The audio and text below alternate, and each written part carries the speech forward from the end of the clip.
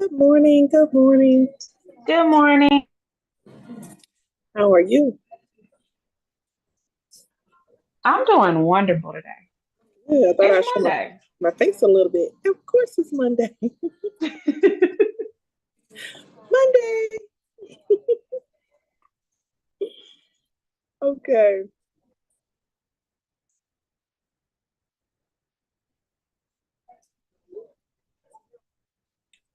I am pulling up PSI review. I actually they had some statistics about natural hair. I wanted to review with you. Kind of pinpoint targeted areas where you would be studying the most. Okay. Perfect. Awesome. How's the fam?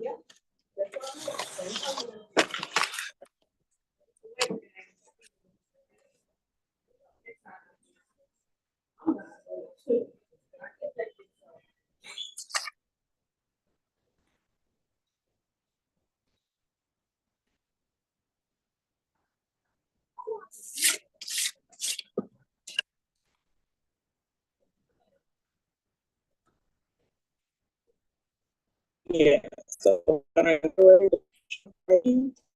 see if Nini's coming on. But this is being recorded just in case we have to go back for our, you gotta go back to review session.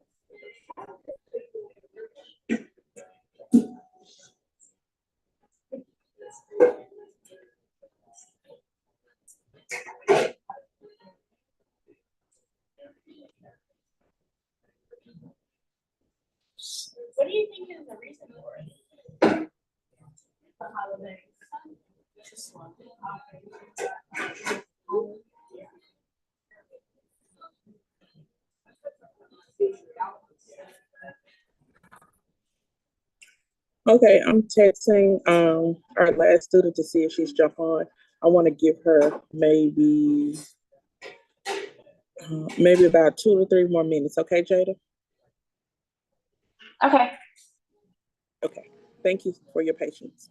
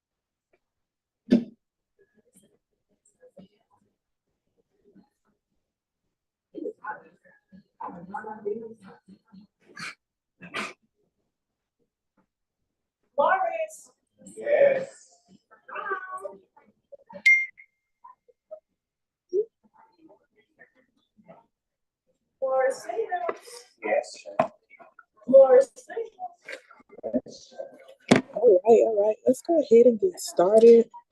I guess she'll jump on at her leisure soon.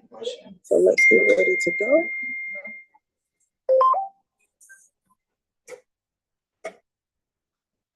Oh, I see why that's right.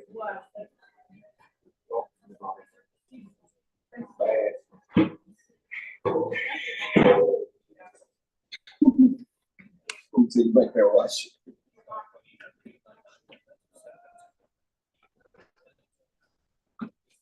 All right. So let's start this presentation.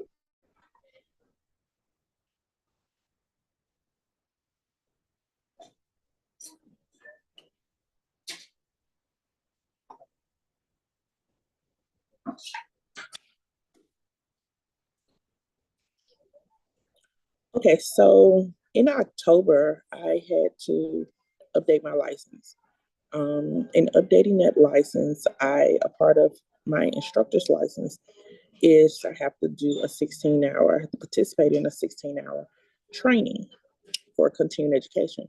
Part of that training is learning more about PSI and getting some updates to take back to the staff and students in school of that nature. It was a virtual training. I am presently looking for a video that's supposed to be sent to me, but it has yet to be sent. So when it was time for me to offer the training, I had to take the notes that I had and put together a video. Okay. And that particular video just serves as a summarized video composed by one of my companies, BELC. And it just basically gives a direct overview of what we have going on. All right. Let's go back here. So as you can see at the bottom, this is the guy who is over PSI, Mr. Sean Connor. And he's usually sets the rules, him and his team set the rules from the top, and then we follow. From there, you have a PSI, school user information. This is pretty much for schools.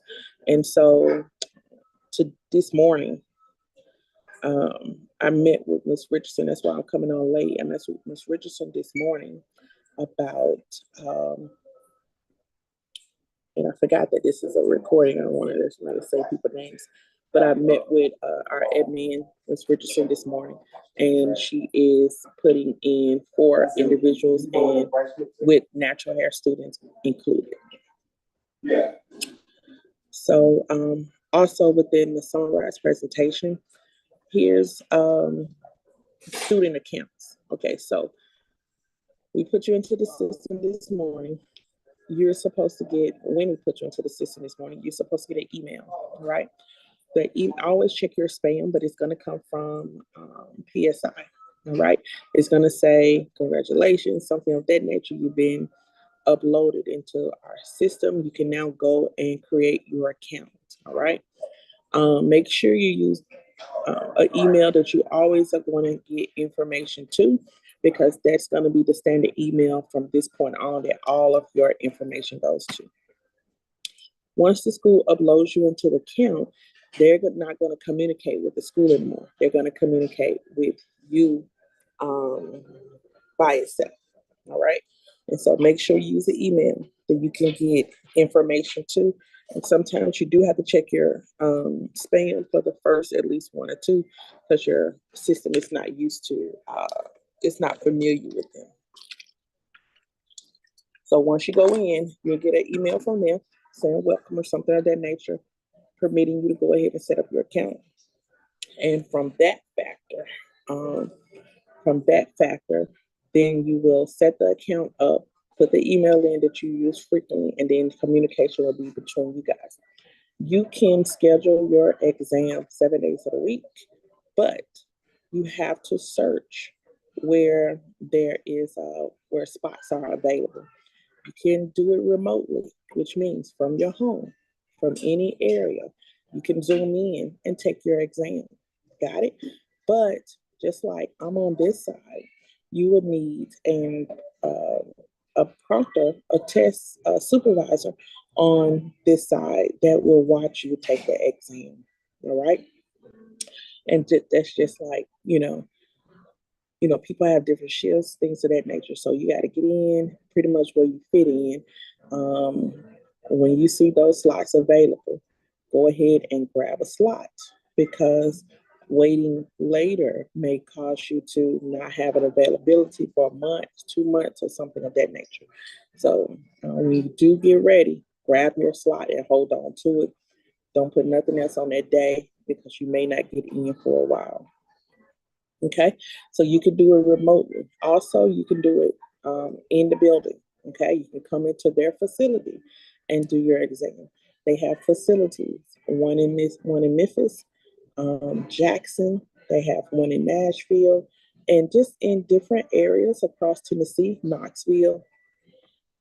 Student had to go to Knoxville. Had 2 students had to go to Nashville because they couldn't find anything local. All right, so you can take the test in person or you can take it remotely. All right, the key is with both of them finding slots available. All right, finding slots available.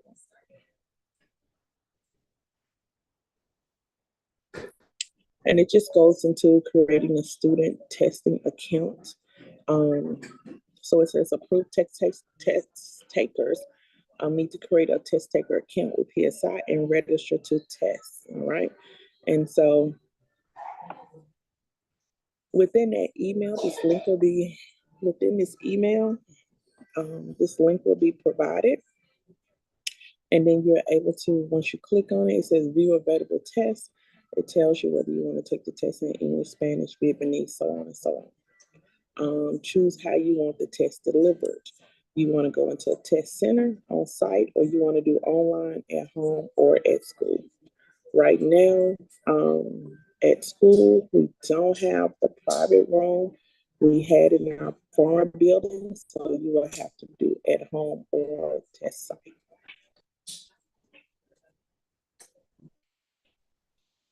All right, so PSI also talked about its is partners, industry supporting partners, all right? And this pretty much just school focus, some of the companies that are partnering with PSI. They are going to be partnering and adding more texture education. I don't really know what this has to do with the testing, but they're just an awareness that more texture education is coming.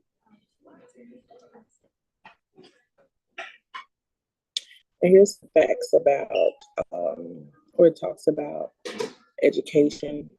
Texture education is needed in particular areas because this has probably been played so many times. This is kind of blurry, but I will get those notes to you. Okay.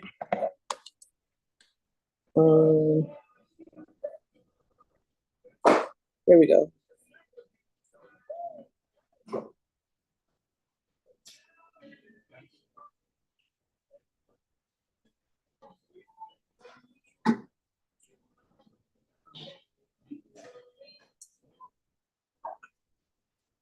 Let's see.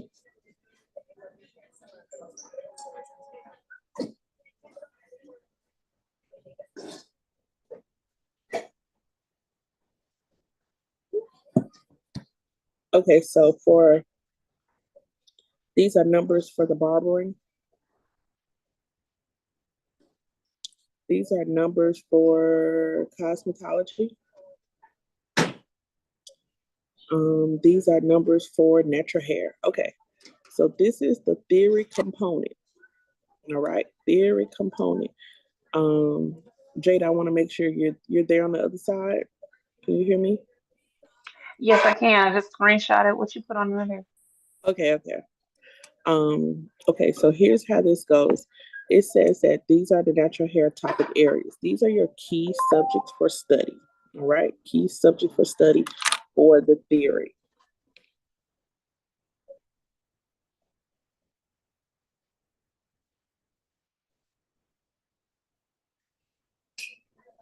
All right, so when you're getting ready to review for your exam, braids and braid extensions, hairstyling, sanitation, disinfection, safety, shampooing, conditioning, and licensing. All right. And so I think we have a video on state board licensing. I may have to go back and pull that up. But these are your 5 topic areas to study when it comes to natural hair. Okay, it says it gives us the numbers for 2023 versus 2024.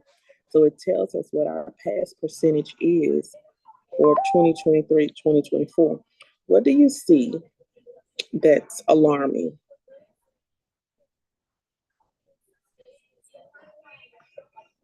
Let's see if you see what I see. What do you see that's alarming?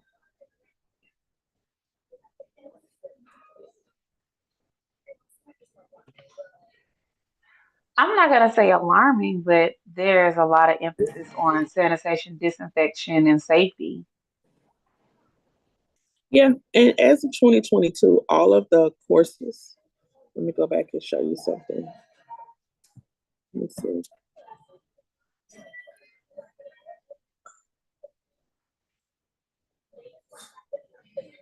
Cosmetology.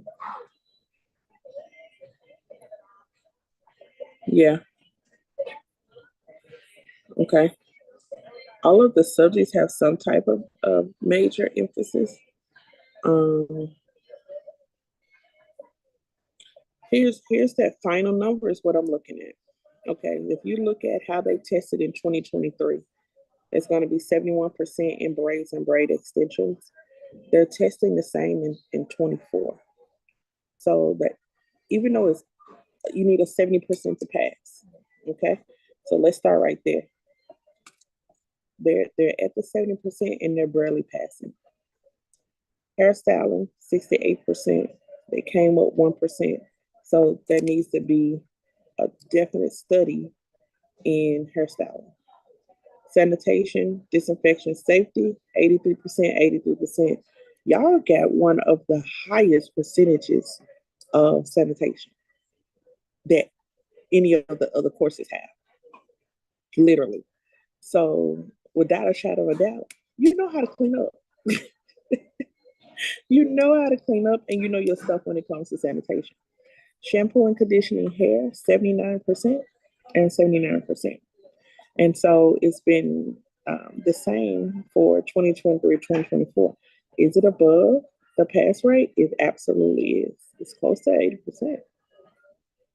And so we're doing 3 out of 4 so far is at a pass rate. And then we have licensing at 78 to 78%. Conducive, same thing, same thing, same thing. All right. So when we look at that, you guys know your licensing criteria. Okay. You know your licensing criteria, but we're at 78%. So we need that to be, a little higher. All of it could really be a little higher. But when you add it all up, what's bringing us down are those 60s. And so it makes the pass rate of natural hair failing. Even though we're doing good in some areas, we didn't come up enough. So here's where we start to fight for our license. It's 2 years in a row, 23 and 24, that it has shown 64%, which is below pass rate. Wow. This is where we fight. If you have individuals, and we do, who are like dog watchers to the industry, they watch on paper. They're waiting for a consistency, a series of failures.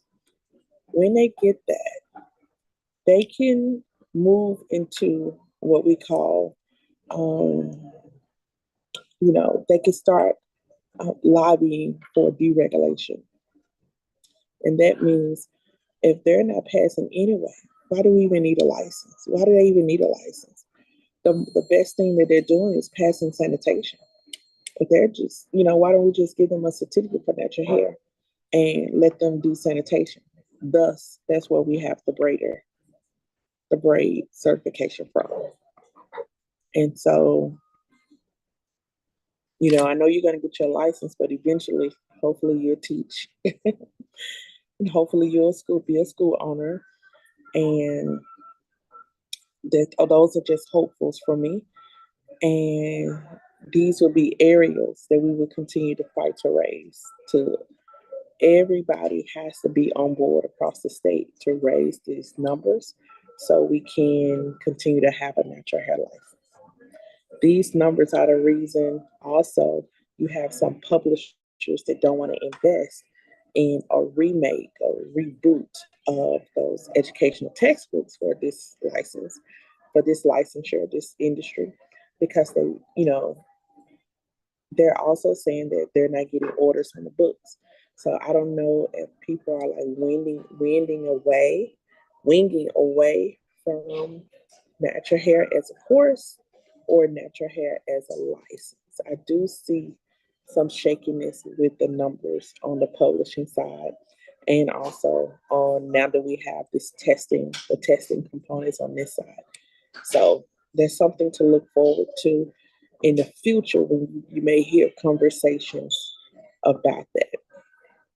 But for right now, these are your areas of study. If you look at braid and braid extensions, those are your latter chapters. And one of your key components is the terms, learning the terms, because the braid and braid extensions are going to have different braid names. So learn the terms. It's going to be a great study tool for you when it comes to hairstyling, learning terms related to that as well, because that's going to be an emphasis because it's ranked low. But your sanitation chapter, that's going to be good. Shampooing, conditioning, that's always fun because it talks about the ingredients, things of that nature. So that's at 79%. So we'll just continue to dive into those. And when it comes to licensing, I want to review some things about licensing today, just to get us started and where to find it. on, I think we may have it in our private Facebook page, but just where to find it on the state board website. So what do you think about these numbers? Can you see the area So study? yeah, I do. I see the areas. I'm not sure what's up with the hairstyling. Why the number is so low on that? Mm-hmm. Um, that shouldn't be too hard, but that may be just an understanding there. Terminology. With braids and braids extensions, I think most people just don't know the difference between, I think the terms is key, like you were saying with braids and extensions, is that Yeah, they just don't understand the difference between each one and how they're different, or how to do them for that matter. yeah. And then you would talk about a braid. They still classify certain things in their book as a plait. And then they talk about a lot of three strand. You know what I'm saying? And the average person, like a three strand, it's still a braid. It's still a plait, you know? But it has multiple terminology for different things. And remember, the book is 10 years old. The test was updated in 22. So it's almost like that has been the only textbook. And you really have to, even though there's so much new stuff that's happened, you really have to go back to, I need to study this book because I need to test from this book, not with all the new names and terms that we know. So that is a factor to remember, and you're absolutely right. It is just, them having to put everything together. And my other index cards, they have no online components, you know, to reference. And so we do have to just go back into our textbook and see where we go from there. Um, and then what I probably would do is highlight certain chapters. And let me see right now if I have the PSI bulletin in my files.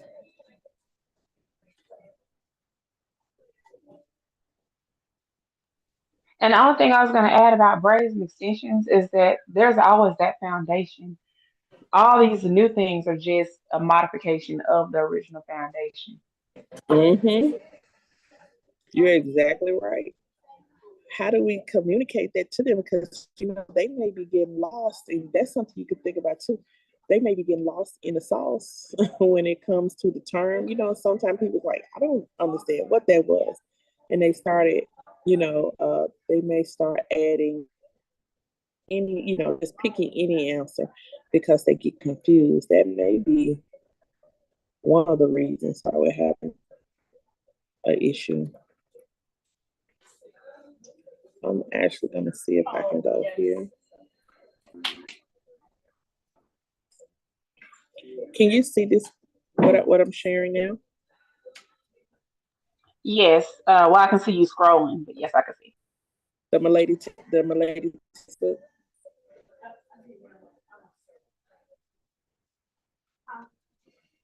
Yeah, Okay, I so can let's see it look at now. the table. Okay, let's look at the table of contents and break down these chapters. So if you look at braid and braid extensions, um, of course, chapter 8 is going to be your shampoo conditioners. That's a chapter to study. Hair sculpting, that's hairstyle. So when you look at your your hairstyling on the test, that's chapter 10. And see, transitions talks about styling. Chapter 8 is going to be your shampoo conditioning. Let's look for braid and braid extensions.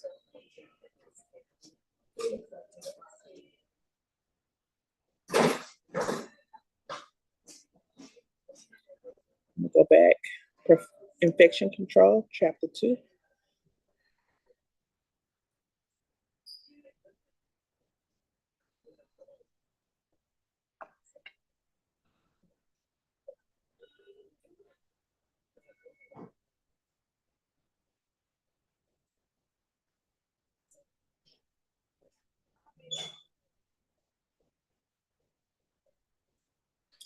I think chapter 9 and 10.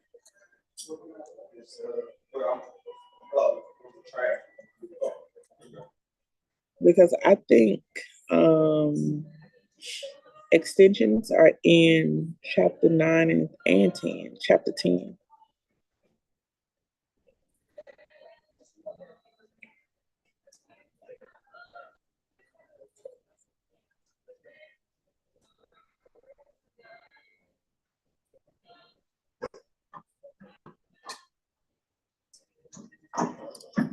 I'm gonna put chapter 5 on the side because ain't no way you don't have hair and scalp information. But I'm gonna say chapter 9 and 10 for braids, braided extensions, and hairstyling. Both of those chapters. Chapter 8 for shampoo and conditioning. Chapter 2 for infection control, and chapter 5 on the side. I want to confirm. I want to confirm, and then there's licensing. Okay, and so those are some key areas. I don't think that they understand terminology related to that. Let's see.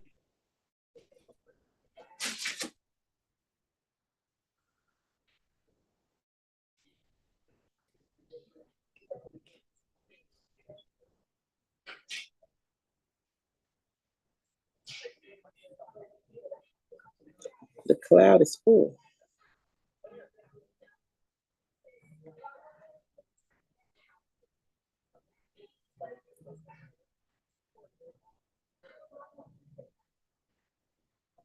Okay.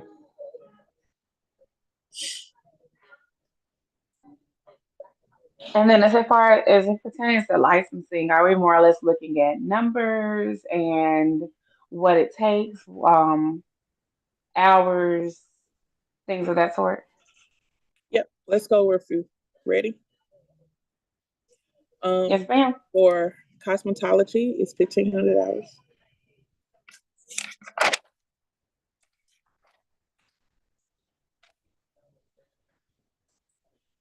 For aesthetics, it's 750 hours.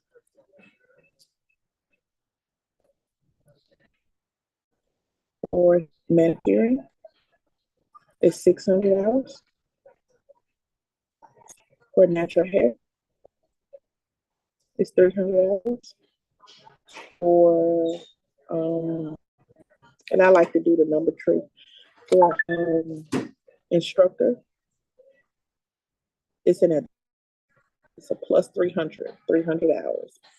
You gotta have your initial license, then you go in for instructor. Here's a note for that. In order to do instructor, you have to be licensed 3 years. Licensed 3 years in order to apply for instructor. Okay. When it comes to numbers, also, you need 16 hours for a braid certification.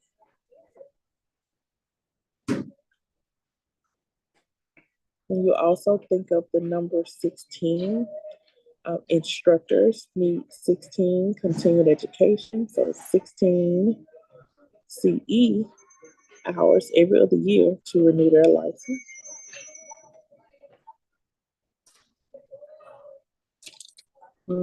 Here's another number. There's 14 members on the state board.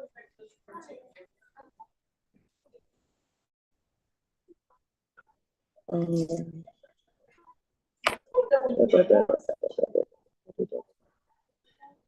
am I missing? I'm talking about numbers. Okay. September 1st.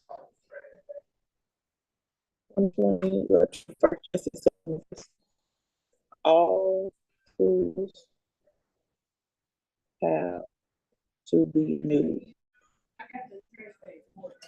Okay. So the school license expire on September 1st. I got it.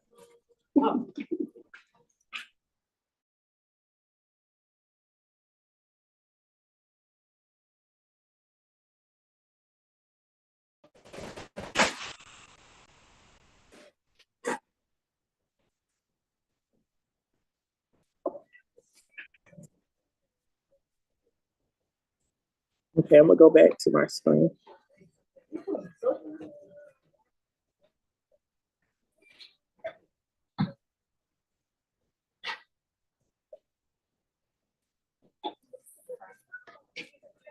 Okay, I got the stop share on right now because I am going to an additional screen. Okay, so hold on one moment.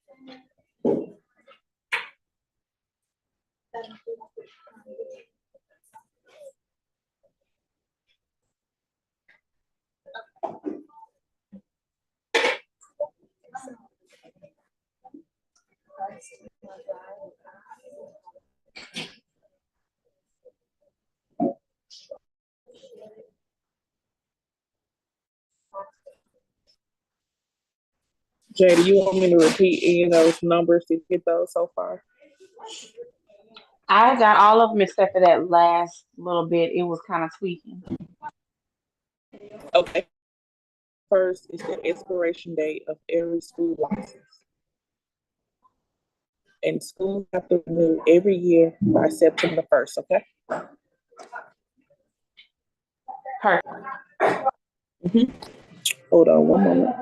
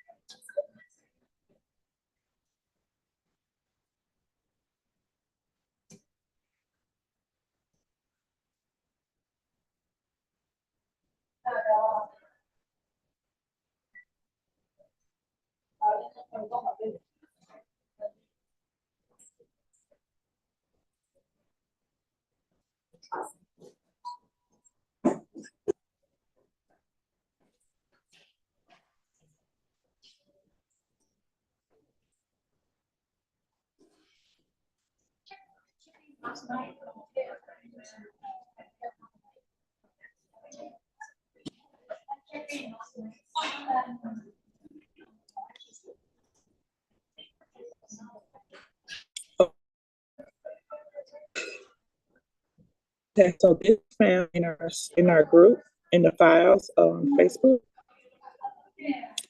And you'll find it under licensing and also under sanitation. Okay. So when we look at the licensing components, even for a school, is basically what it takes to open up a school. Okay.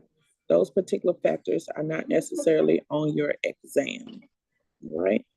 What you may also find, it's good for you to know what it takes to open up a school and any other business related to the beauty industry, and you'll find it all under here where it says licensure. If you're looking for a school solely just, these are components that we will have for that.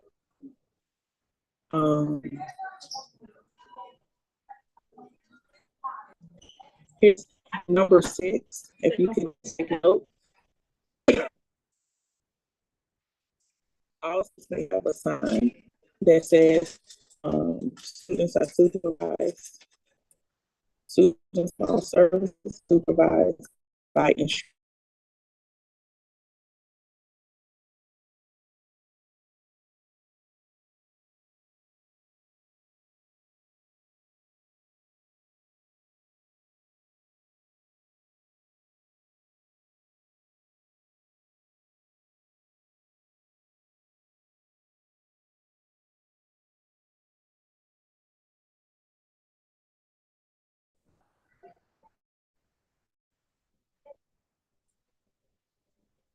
Okay. So yeah, we have to have a sign that says all services are provided by students under instructor supervision. Okay. And also all containers for cosmetic and other products must be properly labeled. So that's why sometimes you see everything labeled in the schools. And why you see that sign that says that instructors, pretty much instructors do not perform services, but it is the students who perform the service, and they should be supervised by the instructors.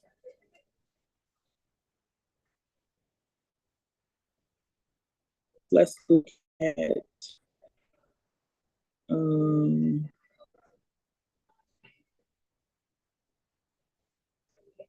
and I may have to. Okay, here's where you have the clock hours.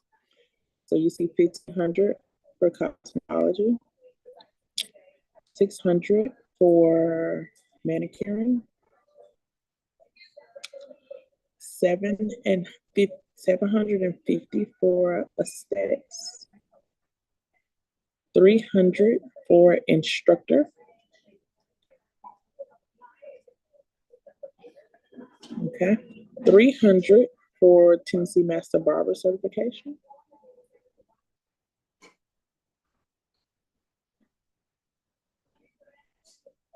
Okay.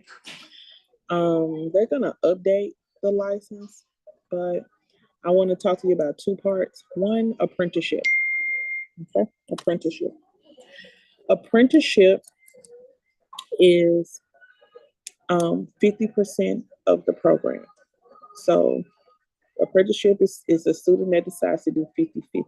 50% of the program with the school and the other 50% of the program inside of a salon or spa under a licensed supervisor.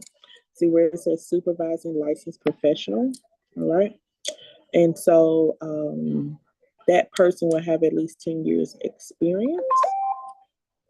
That person will have at least 10 years experience, and you basically will be in a salon or spa with this person as they work. You're learning from them. All the practical comes from the in-house, okay? And then the school will just be responsible for the theory component. All right. Now that supervisor, just take a note, has to have 10 years 10 years licensed professional, be a 10-year licensed professional. All right. So here, 10 years of experience as a licensed professional in their field of study. 10 years. Okay.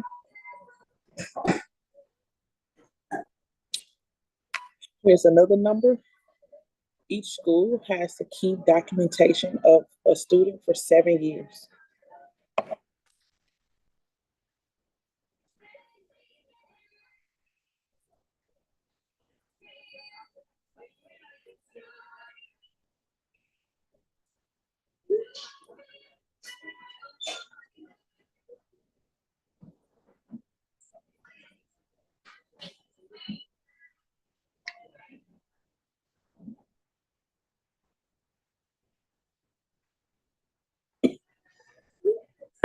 So that's a note there. And so with this one, having licensure requirements, this is where all the numbers and stuff come from. A lot of school information, I don't think it pretty much references what you need, but I'm gonna go back and let's look at this. All right, in order for a student to enroll into a school that they will obtain clock hours for in the state of Tennessee, that person has to be at least 16 years old to even enroll. 16 years old. Okay, that person has to have at least completed 2 years of high school. All right. So they have to at least be in the 11th grade. High school will be considered 9th grade, 10th grade, at least 11th grade. Or high school or a GED equivalent. All right. And that GED equivalent is going to be about 450 on the exam. and they must have 2 forms of identification. And we'll pull a transcript. And that's all it takes for someone to enroll into a school. They got to be at least 16 years old, 2 forms of ID, at least completed at least 2 years of high school, or have a GED equivalent. Okay, those are going to be the requirements. Let's see, enroll students.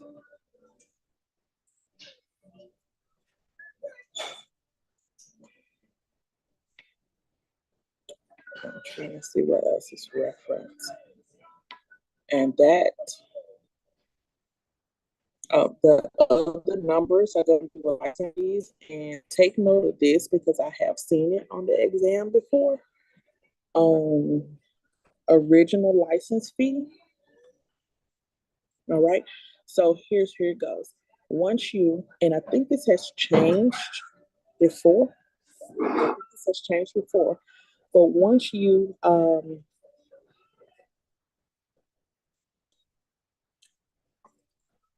once you get your license, once you pass the test, people get excited. Yes, you could take that paper that you passed on and go start working. All right. But you can start working with the money order attached. Some people just go start working. All right.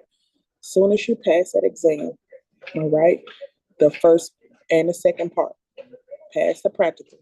From that point, you can take your pass slip with the receipt, money order receipt for your original license and start to work. Okay. You can also send in the money order and wait on the license to come. Many people so excited about the test, they forget to even send in the money order. Guess what happens? After 6 months, you got to retake that test again. Don't let that be you. You got to retake that test again because you failed to apply for the license after you pass the exam. Number 2, I've seen this on the exam also. It gets a little confusing, but take note. When you hear the number, when you do the number 65, it says a licensee, this is part A, a licensee 65 years of age or older may activate a retired license by submitting proof of age along with payment. So if you're 65 years of age or older, you can activate a retired license. Just say you retired because you're not working. You can reactivate it. Okay? And once you reactivate it, then you can start working again. Check out part B. It says a licensee under the age of 65 will be required to retake and pass the practical and law portions of the exam before paying for the license. So if you're under 65 and you want to activate a retired license, you have to go back through the practical and the law portion, where we're talking about now, in order for you to even pay for the license. Isn't that all? Isn't it different? Okay. I just don't understand that dynamic whatsoever. Because how? Here's the thing. It kind of gives the ages of the people on the board that sometimes they may have, I don't want to say, they may have threw a rule in that helps them. You know what I'm saying? Yeah. So the board is very diverse now. It's still wrong. The board is very diverse in age and very diverse in culture. So, and look at this. The last time that was effective, that they amended that, was December 12th, 2027. So, and this tells you all the original rule came in June 10th, 1974. It was repealed and new rules filed February 23rd, 1983. They've been going back and forth on this for a long time, since 74. Almost 50 years to be exact. They've been going back and forth on this one rule. So if I retire my license, says, hey, I'm going into another career path, but I don't want to get rid of my license. I'm just going to retire for a couple of years. I decide to come back and I'm not yet 65. I got to take that practical exam. And I got to take, I think it's like a 10, 20 question test on state law. But let me be 65, just seeing my ID and my money order. That's all I got to do.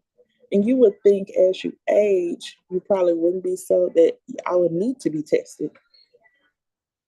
But you know, they said not so. That's exactly how I feel, but I'm gonna keep that to myself too. Right, right. Here's the thing about demonstrations where I wanted you guys to look at too. Any person who does not hold a valid license as a cosmetology, manicurist, esthetician, natural hairstylist, or cosmetology instructor may not demonstrate any teaching practice of cosmetology in a shop or school. Look how much this has been amended since 74 as well, and last amended 2018. So this basically states, you know how you have those people giving those certifications and they don't even have a license? Teaching classes and they don't even have a license? Bam. It's against the law. Our Tennessee state law. Any person who does not hold a valid license as cosmetologist, manicurist, esthetician, natural hairstylist, or instructor may not demonstrate by teaching practice of cosmetology in a shop or school. You can't do it. You at least need the bare minimum, which is the license, in order to be offering a class in your shop or in your school. Right? Gotta have it. You're not supposed to be teaching it. And there are a lot of people. And I found a young lady who is wanting to be an instructor now, and she's actively teaching. She's actually teaching advanced training and things like that with no license. And I'm like, okay, here we go. We gotta figure out what's going on. And so people are getting certifications, but they're not getting licensures.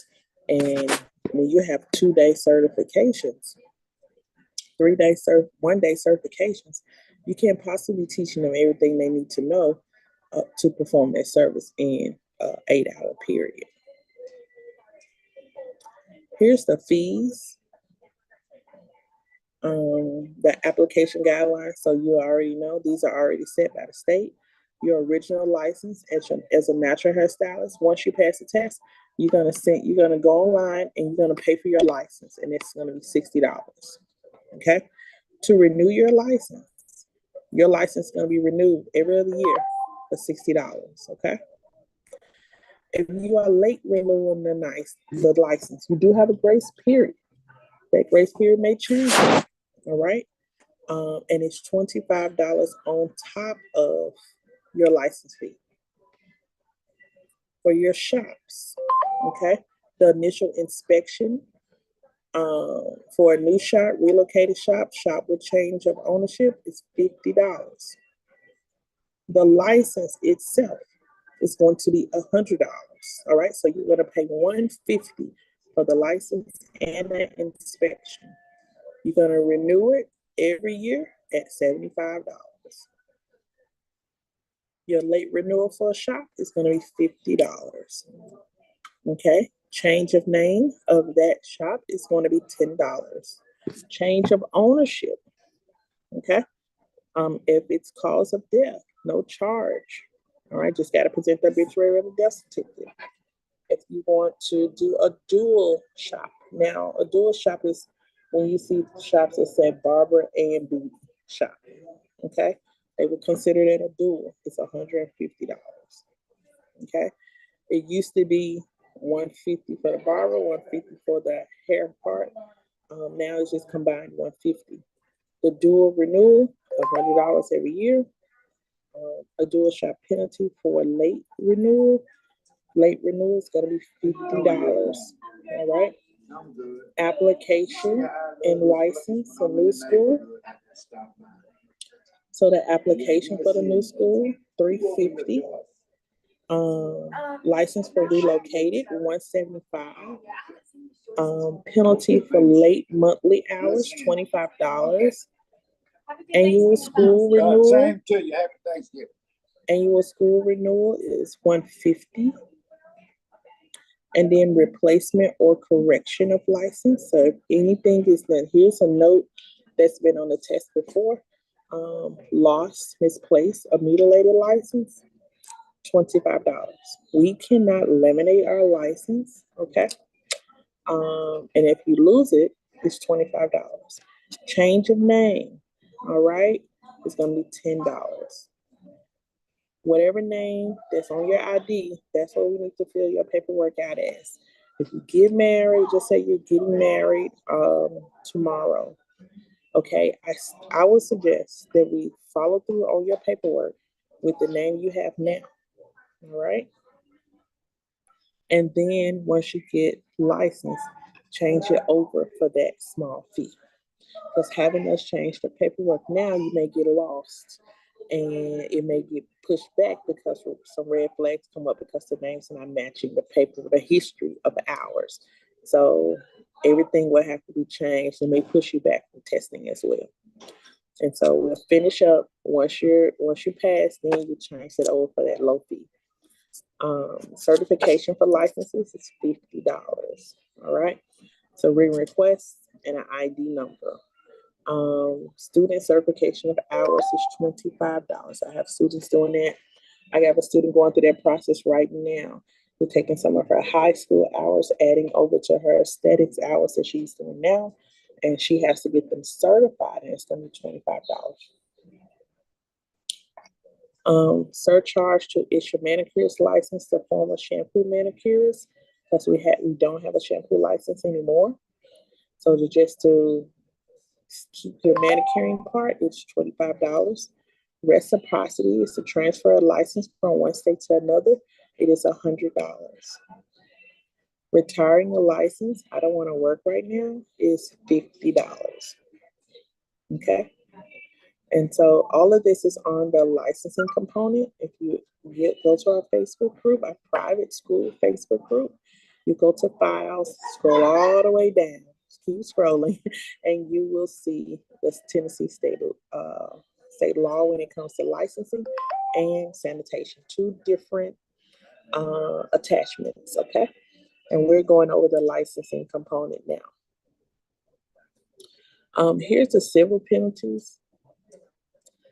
It says the Tennessee State Board of Cosmetology and barber examiners may, in a lawful proceeding with respect to any person's license or required to be licensed, in addition to or in lieu of any other unlawful disciplinary action, assess civil penalties for violation of statutes, rules, or orders enforceable by the board in accordance with the following schedule.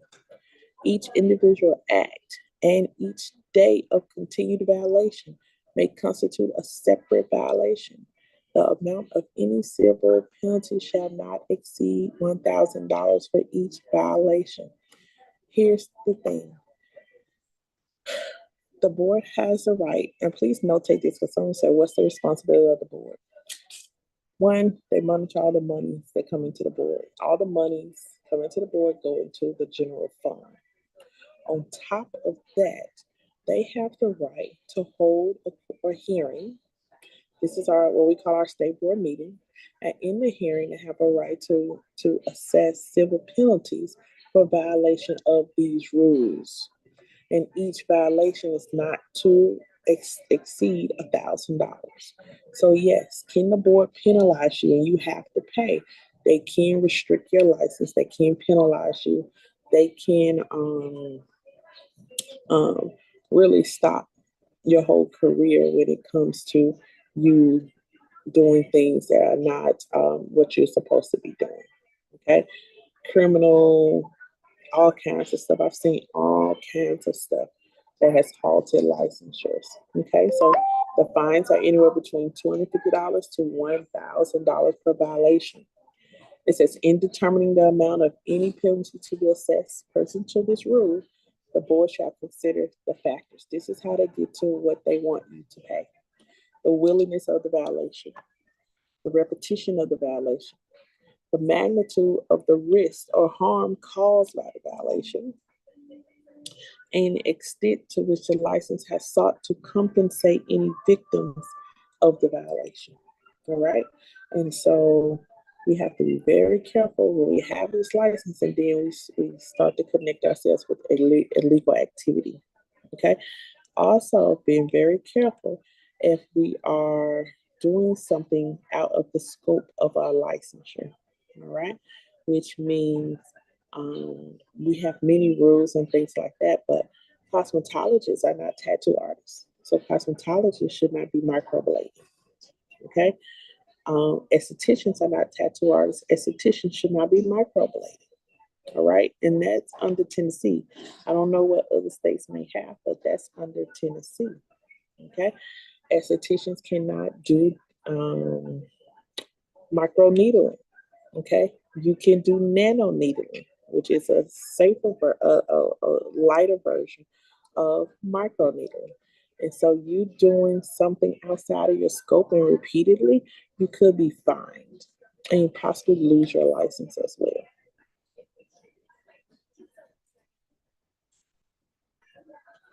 And there we go as far as practice of instructor. How to have those 300 hours. School providing limited instruction. When you say limited instruction, that is going to be apprenticeship. Okay. Communication with the board.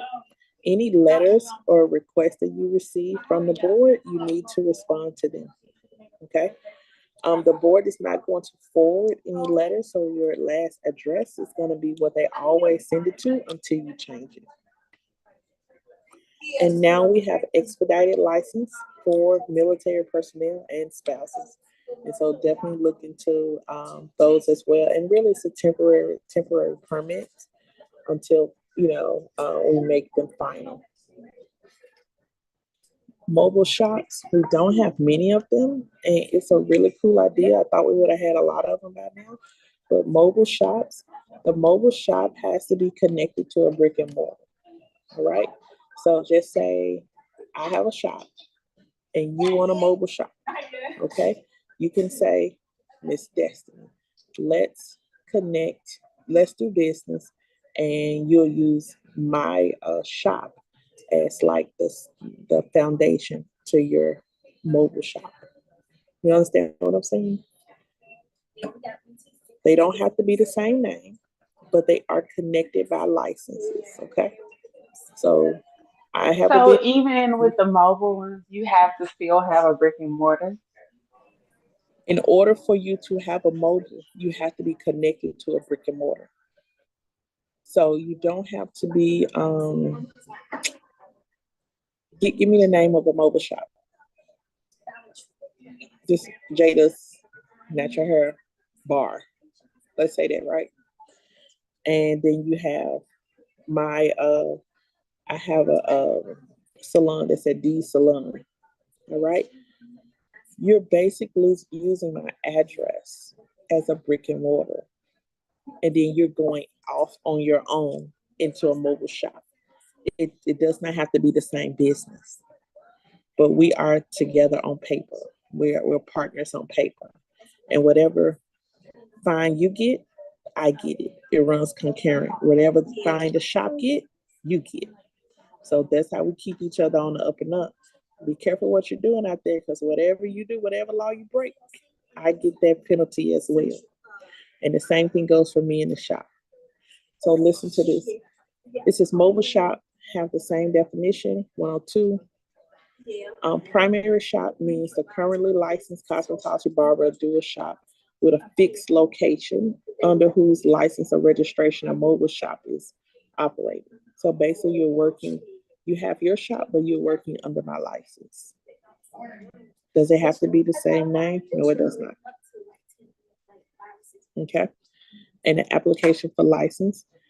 It says name, address, license number of the primary shop under the license in which the mobile shop will operate. Okay. And the name under which the mobile shop will operate. So basically, it's a partnership. Your sister may want the brick and mortar, you may want the mobile. You're gonna apply for them together. You're gonna add. You're just gonna go in and add the mobile to the brick and mortar. And it's just like when you're getting a food truck, you just make it into a hair truck. Did you know about the mobile shop?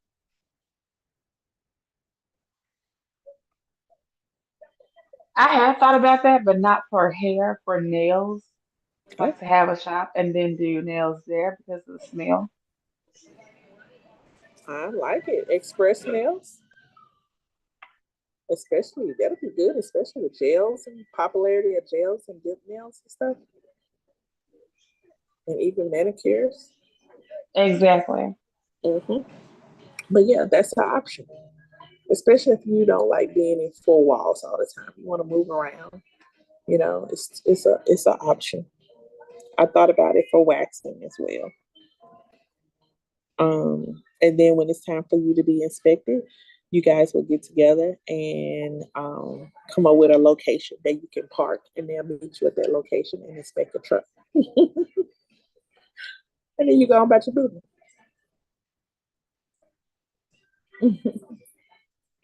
And you still have to have some of the same, equipment inside of the mobile truck. One bowl, if that's for cosmetology, you still need a bowl or something for hot water. Enclosed storage area for towels, a container for soil towels, um, trash container labeled, dry sterilizer, in a sanitary compartment, a wet sterilizer, a workstation standard size, and ultraviolet sanitizer, and a blood spill kit. A mobile shop offering skincare. Um, we just like a basic setup. And let's look at a mobile for manicuring. These are your items: manicure table, your stool, a chair per manicures, a wet sterilizer for equipment use, a finger bowl, a covered container for table, cotton balls, and swabs, a foot bath if pedicures are offered, as if pedicures are offered. And a foot bath, that turns into you can do a foot tub and put that lining in there and just add water. And then a sign that's stating that the customer has the right to refuse the drills on his or her nails. That's all you're required for a mobile shop for manicuring. Can you look around your shop now and be like, we getting there. We just need a truck. And really, you just need a truck. Seriously. And so that would be so cool. Okay. And look at rule number 7, says the owner and or manager of the mobile shop shall disclose the current location of the mobile shop until the request of the board or the board staff. All right. So the manager should pretty much know where you should be able to be located. All right. It said it's unlawful to operate a mobile shop unless it is at all times under the direction of a manager or designated manager. So you always got to have a manager on duty. Okay, so your workers just can't be rolling around the city. You always got to have a manager on duty. And number 11, if the owner of the mobile shop changes, then the new owner and primary shop shall apply for and receive a new mobile shop license. Include paying the fees for a new license prior to operating the mobile shop. So if you decide that you don't want to do the mobile shop, the owner of the building or whoever has the primary shop can apply to take over that license, right? So I think it's pretty good. It's really good for business if you really look at a few things. But when it comes to mobile, study those particular areas. Remember, a lot of these were late coming about in the last few years, And so they're still like new. I don't really see a major focus on the state board concerning mobile shop, but I saw it as new as well. If you go to sanitation, sanitation is probably going to be your key. You'll also hear more about mobile shops over here, but it's going to be probably the key component of where your testing is going to come from. It's the sanitation component. Okay. It breaks down those terms, and you'll also find this in our private group as well. Posting of rules and licenses, inspections, all of that good stuff, good stuff, good stuff. All right. And so definitely take reference into sanitation. What I'll probably end up doing is just doing a state board on referencing the state law. Okay. And that's it. And so stay right here. I'm going to close this out. So I'm going to stop share, but also let me make a call before you get off the line to make sure you've been put in, okay? Hold on one moment. Okay.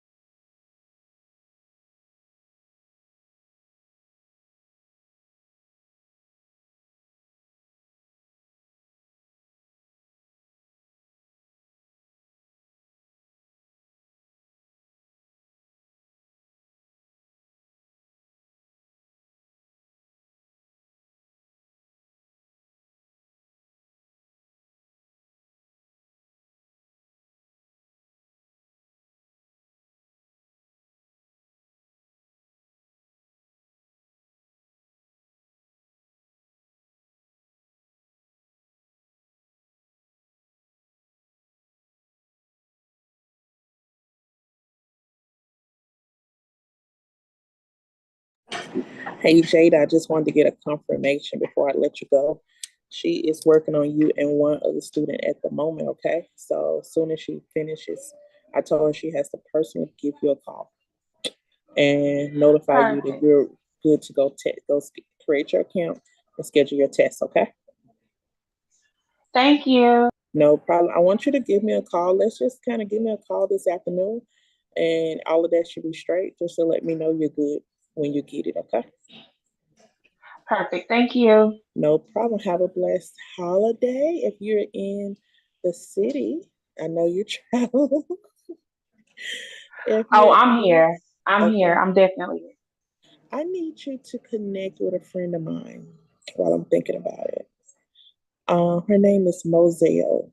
I'm gonna try to send you her her profile, okay?